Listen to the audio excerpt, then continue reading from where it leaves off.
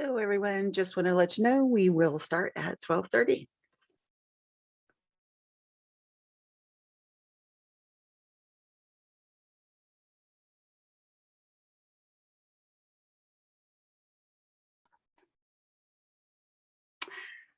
Happy Thursday, everyone. You are live with Tech Talk Thursday. Woo.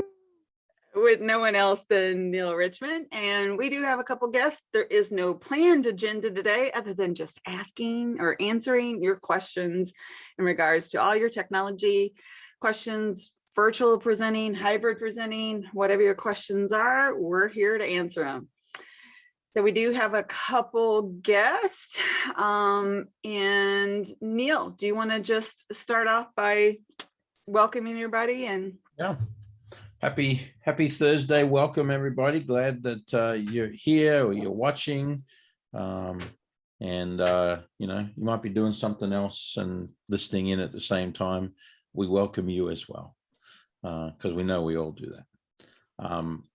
Just a few weeks away from the conference. So that's exciting. Right, Jen? Exciting and nerve-wracking all at the same time. Because, it was one thing 2 years ago and prior to have a conference, with people coming and all of the logistics for all of that. Thanks to our good friend, Mr. COVID, that's now gotten more complex, much more complex, like 5 times more complex, because we're trying to do in-person and hybrid at the same time. So we've been giving a lot of thought and planning and all that good stuff to what we do to enable everybody to participate, whether they're participating virtually or there. So, with that in mind, we've got some new technology and new things that we're doing. The virtual.iaace.com will be available if you're at the Virtual Institute in April. Was that right? Yeah. Seems so long ago. Yeah. You would already have access to the platform that we built, but for those that aren't, if you're going to be virtual, you'll want to get in early, because one of the things we discovered was people did not have access to the platform, and it took a couple steps for them, and that's always complicated as well. So but yeah, if you're going to be virtual, be watching for instructions for that, so you're well set when it's time. That's the key with all of that. So yeah, that's just a few intro things from me, and like Jen said, I didn't really have any big agenda today, other than to be here to answer questions and see what's going on and what we could help with. Marlene and Jerry, do you have any burning questions? I do not. I was just coming in to listen and see what everybody else had. I understand perfectly. Well, whenever it comes to technology, I'm going to throw a question out there for you, Neil. Whenever it comes to presenting in a room and presenting online, any advice or any soothing thoughts for someone who's doing that? Well, the first thing you have to think about, the view, the way people can see you on in the room with great ease. So I would focus to make sure that I'm clearly visible and can clearly be heard by those who are attending virtually.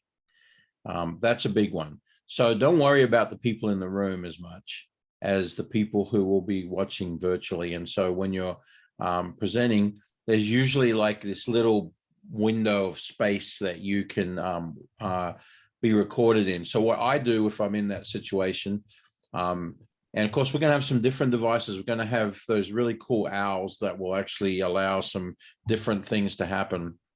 But in a typical scenario, you've got a camera, you've got your laptop or something like that. What I do in advance is I walk whilst watching myself on the screen. I walk, how far can I go left? How far can I go right to stay in the camera? And I do something. Look, even on at one point, I even put some tape on the floor to say, got to stay within this and this in order to be visible. So that's, I think, the biggest thing to think about. And then if you can check audio with that, just to make sure all that's good. We did a presentation, Amy and I did in Alabama earlier in the year, and it was in person and online at the same time. And the problem with that was we didn't get a lot of direction on what the online part would be like. And so there was nobody watching for questions. So nobody even paid attention to that part of it. We didn't necessarily stay in that little window of space so you could be visible. So we were really talking to the programs in the room with us more than we were the ones online. And that's what we want to try to, give everybody a good experience no matter where you are. But just recognize if you're going to be online, that's going to be a little more challenging for people who don't do this regularly. And there's no camera to follow you. It'd be great, oh, you go that way, you go this way, and that we don't have that. So although the OWL has that capabilities, there'll be some other scenarios. So anyway, that's really my biggies on that, the audio and being seen. And just to compliment on that, whenever it comes to, we will have a facilitator in the room that will assist that presenter to follow the chat online and to make sure that the people that are attending virtual only will be heard whenever it comes to their questions and concerns or thoughts on the process. So they'll be able to give that feedback to the presenter live. Oh, good. And we do have a few sessions, just so everybody knows, that the presenter will be virtual. In this time and age, we had to allow that in order to make sure that everyone is within their own safe zone. And therefore, we do have a handful of presenters, and some honestly are on travel restrictions with their corporation, so that it was kind of out of their hands. But we have some presenters that'll be virtual, and then there will be attendees in the room and potential attendees virtually. So, and I'm very excited to see people again. I am too. But just to see at the conference and all of that, I'm excited for there to, be people attending and be able to just chat like normal instead of on the screen like this. Okay, we will have to keep that 6 foot distance. Well, yeah, so we do hope to do the safety, following CDC guidelines as far as, staying spaced apart. We need a special sponsor for this that will sponsor 6 foot rulers that everybody can hold. That would be such a good swag item. I would love to. It won't fit in a bag. It's not going to fit in the bag. You probably have to have one of those folded ones, Yeah, when that collapses down like the old-fashioned pointers. That would be hilarious. Yeah, I think that's a good swag item. Yeah, that's a good one on that. One other thing to think about is when you're doing hybrid presentations, thinking about a handout or some sort of content that you can provide people and all of that. Obviously it'll be very challenging unless we get it in advance to provide a download on the platform, because we'll have to get that in advance and put it underneath the feed screen. But here's what I would suggest. If you use Google Slides to present, you can create a link from that is then publicly accessible, and you could share that out. Now, admittedly, that's going to be a very long link. I get it with all of that, and seeing it's Tech Talk Thursday, I'm going to talk you through a strategy on what to do with that link. And that Google used to have the quickest, easiest, cleanest way to put in a long link and make it really short, and they decided they did not want to support that anymore, so away it went. But I am doing a search right now. One of the ones that I use is tinyurl.app. You can customize, and I use Bitly. Bitly too, But what I did is I bought my own domain and I use it with Bitly. So for me, I'm put it in chat, neilr.me and then / whatever. That's definitely an advanced strategy. But for me, neilr.me, and then I shorten that out, allows me to do it. And I use bit.ly to do that. But again, that's an advanced with that. Bit.ly does have a Tinyurl has a free service. But when you're going to provide links and you can't like paste it on the side and different things like that, even in the room. I mean, we're in a day and age where boy, this could be a good topic for discussion someday. Do we really need to print a handout for every person in the room and pass them out? I'm not so sure we do. Provide a link for everybody viewing in person or online. They can pull it up on their device, use that later, take some notes, whatever the case might be. But just some thoughts, because these are things we don't think about till we get to the 5 minutes before the presentation. And now we're like, how am I going to share this with people who aren't online? And then you're giving a URL that's 100 feet long. It's longer than the social distancing sponsored rulers. And they're never going to get it because one wrong thing and the whole thing's in trouble. So anyway, just again, another thought about the way where we are now. We have to be able to communicate that. And quite frankly, big picture for programs. Most programs have horribly long URLs. And especially ones who are in a school district and all of that, by the time you type the URL in, the day's gone. And so you have to think of ways to get that shorter and more accessible. We have clients that put out promotional materials, and it's great if you can click on a link. So don't worry about it if you can click on it. But if somebody has to type it in, you have to think about the length of that link and the complication of that link. And I mean, here's the best example, a billboard. You can't have your 25 letter link on a billboard and expect anybody to get that typed in unless they're stuck in rush hour traffic or something like that. So thinking ahead with things like that and going, okay, what do we do to get this URL short? It can then redirect, and then away you go with all of that. For some of you, you got a good short website, great. You can upload it to your website and provide a link through there.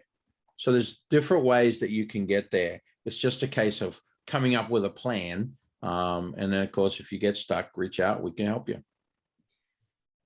Along that note, whenever it comes to the Tinyurl or Bitly, those are great ways to show links. But an alternative to handouts, instead of handing it out, what if someone did a little QR code and they gave everyone a QR code to scan with their devices and get the information? I have used QRcodegenerator.com. Thoughts? I use QR stuff. Really easy, but there's an even easier one now. But here's the thing to consider. I'll paste in QR stuff. I really like that one. There's a lot of cool things you can do, and you can brand your QR code with QR stuff. So you can have your school logo in there, or company logo, whatever in there, and that's pretty cool. Here's the thing. Google now has it available that a link can be turned into a QR code, and I'm trying to, so I'm going to share my screen so that I can make a point here.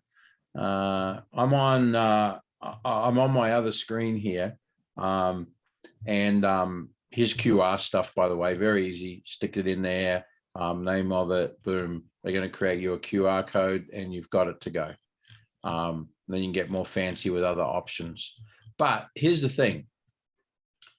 If you want to change that QR code down the line, so in other words, not what is to start with, but where it points. If that's ever going to change, most of the services don't offer that. So if it's a one-time, no big deal. You can go to any of these and have it taken care of. if you're going to need to come back later, that's what I like here is they do campaign tracking and dynamic. They do a URL shortener as well. But you can then save these in an account, and then you can go back and change the URL at the other end anytime you want. So it'll redirect. So that's really handy with all of that. But in my browser, there is a QR code creator for this page right there. Google is now creating QR codes in the Chrome browser on any URL, and I can download this, boom, I scan that with my phone, I'll go straight to the qrstuff.com. So have it up in your browser. If you're in Chrome, down the end here, you'll see this QR code.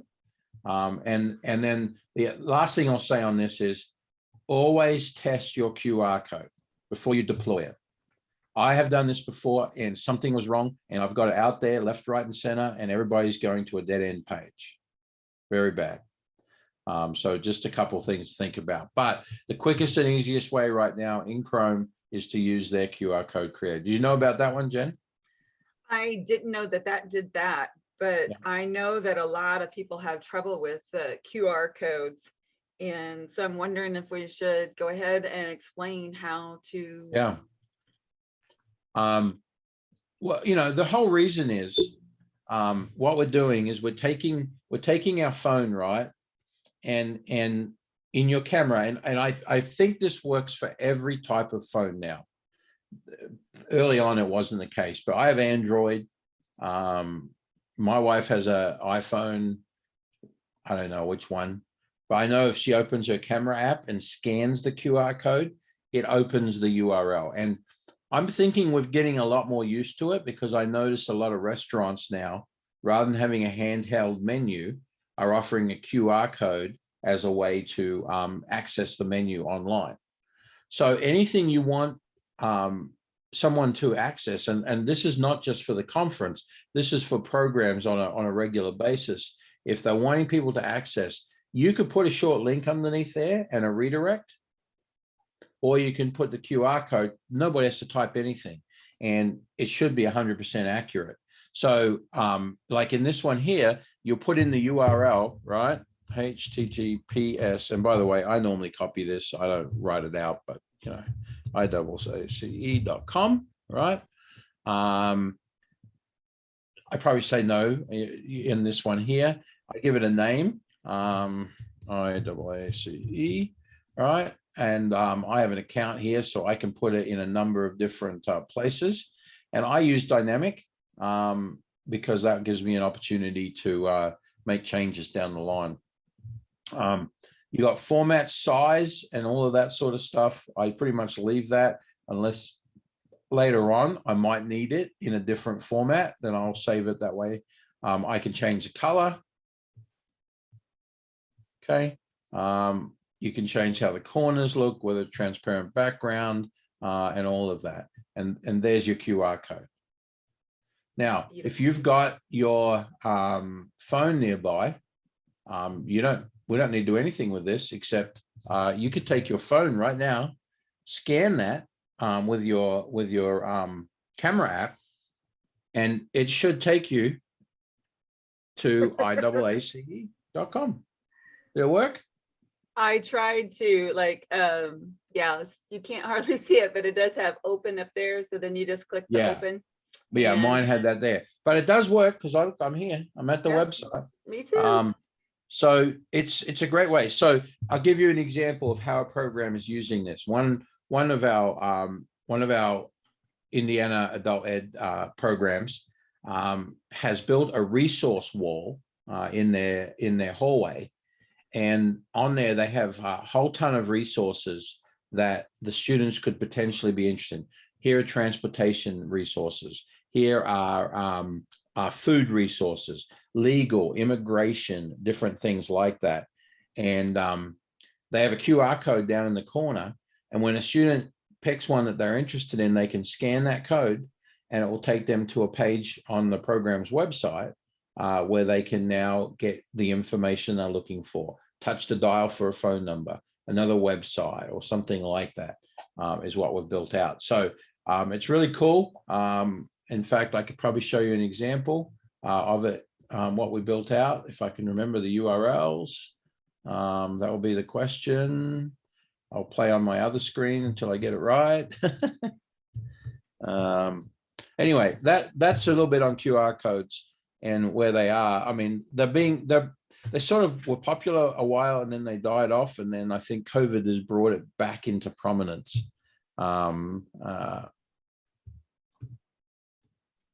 So we'll see here if I can actually get what we're looking for. Wow, look at that.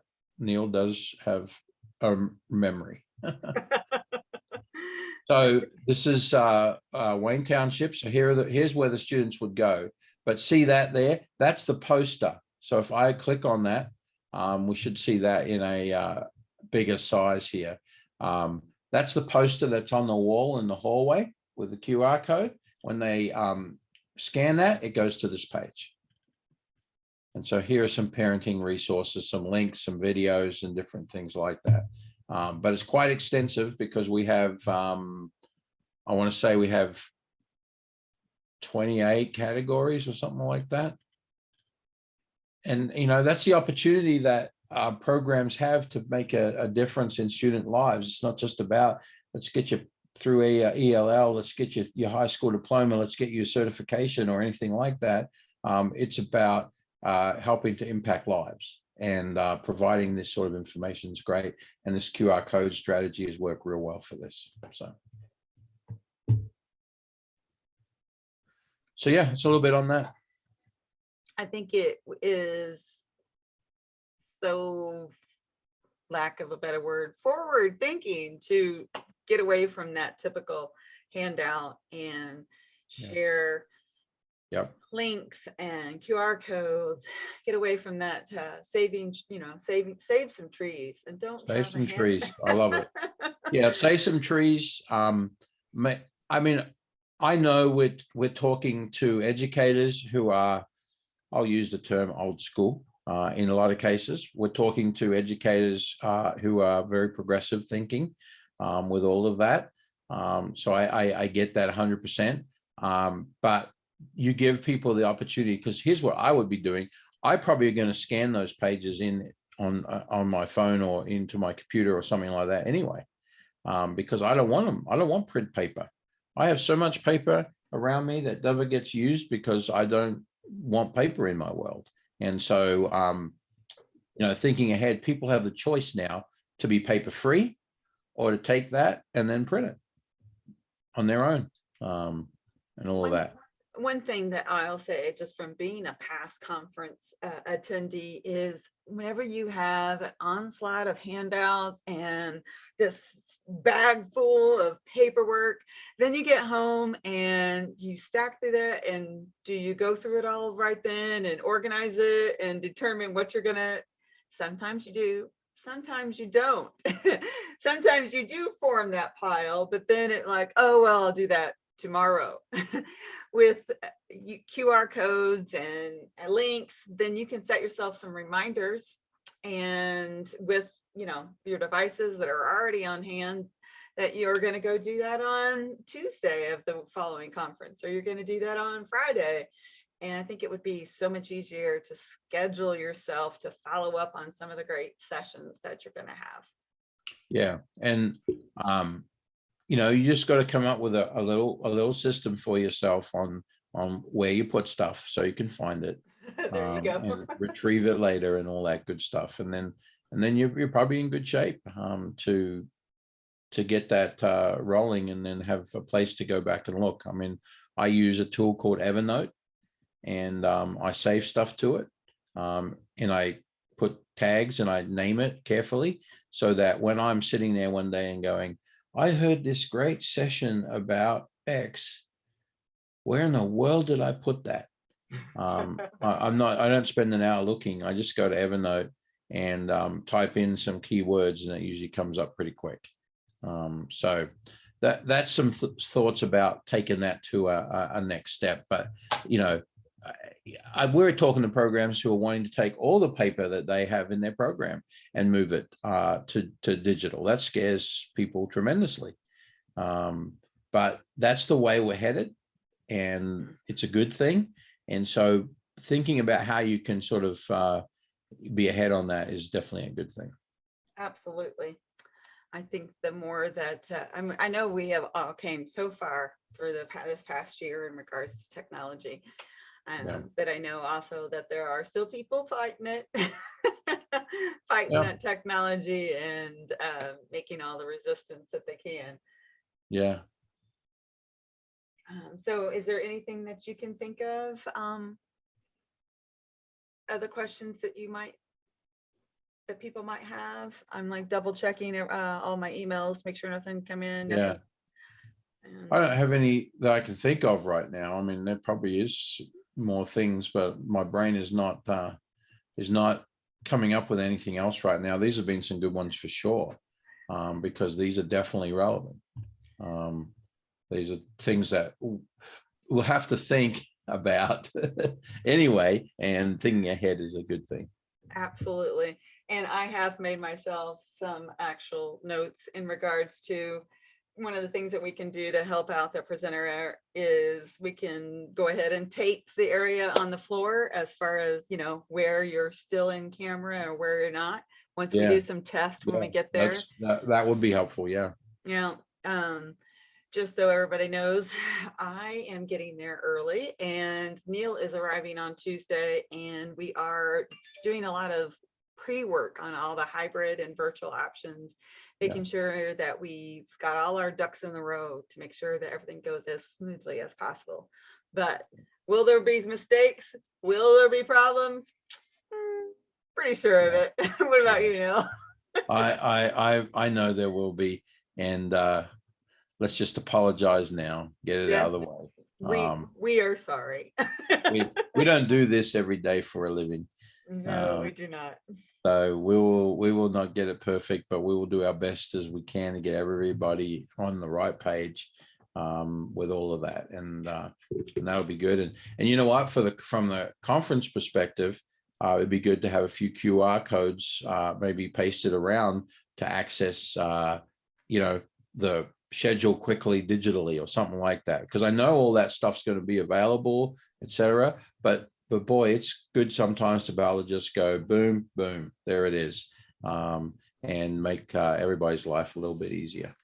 So noted. And to-do list has been added. Yeah. So as always, I've added to my to-do list after these tech talks. I hope you've added to your list as well for your technology needs and everything. Neil, I can't thank you enough for doing these tech talks. It means the world to me, and IAACE appreciates your partnership and collaboration so much. And we are really looking forward to pulling off our first ever hybrid conference with you at our side. Yeah, excited. I'm excited to get in there and you know, see people on, you know, online and in person, and, you know, make this a successful time of education and connection. So absolutely. Yeah. Well, we might debrief afterwards, or we might you know, we'll see. The week after, we might not want to do any tech talk. We might be teched out. Well, yeah, I guess we have to think about that, because the tech talks technically would be that first Thursday after the conference, and that would be the 7th. So stay tuned for when that tech talk will be. It's possible that we could move the time around, or we possibly might need to move the day. Because one of the things that we will be doing afterwards, or after the conference, is making sure that we have as much as possible loaded into the platform. And that takes a lot of manual work on that typing and that board. And so we have no promises when that will be there, but we know we'll diligently work on it afterwards. So yep. All right. Well, with that, I think this is going to be a short and sweet Tech Talk. And that's all the questions we'll handle today. Thanks again, Neil. We greatly appreciate you. everything you do for us. And ta-ta for now. We'll see you All next right. time. Bye, everybody.